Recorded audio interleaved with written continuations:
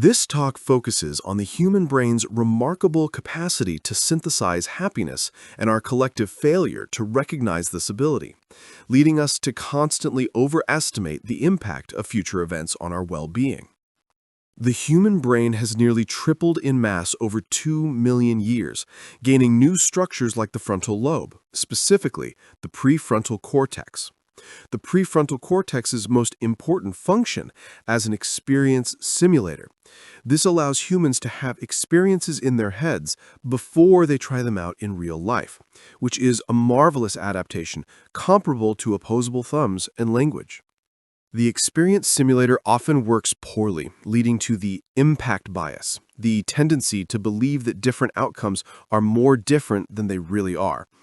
Events like winning the lottery or becoming paraplegic, winning or losing an election, or getting a promotion have far less impact, intensity, and duration on happiness than people expect. A major life trauma that occurred over 3 months ago has no impact whatsoever on happiness for most people. This happens because happiness can be synthesized. Humans possess a psychological immune system, a system of largely non-conscious cognitive processes that helps them change their views of the world to feel better about their circumstances. Natural happiness is what we get when we get what we want.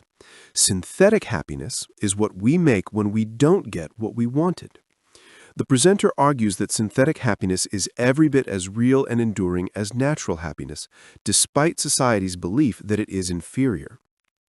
The free choice paradigm experiment shows how people synthesize happiness.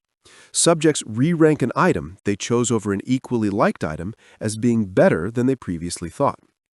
This synthesis of happiness was even observed in amnesiac patients, mostly with Korsakoff syndrome, who did not remember choosing the item, proving they genuinely changed their aesthetic reaction, not just claiming to like it because they owned it.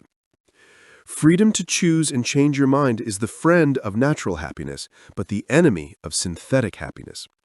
In the photography course experiment, students who were in the irreversible condition, no choice to swap their picture, were happier with their photo than those in the reversible course, 4 days to change their mind. Despite this data, 66% of a new group of students still chose to be in the reversible course, demonstrating they do not know the conditions under which synthetic happiness grows.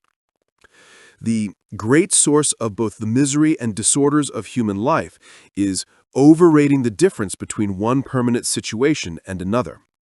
While some situations are better than others, they shouldn't be pursued with such passionate ardor that we violate rules of prudence or justice. Gilbert concludes that our longings and worries are both overblown because we have the internal capacity to manufacture the very commodity, happiness, we are constantly chasing through external choices.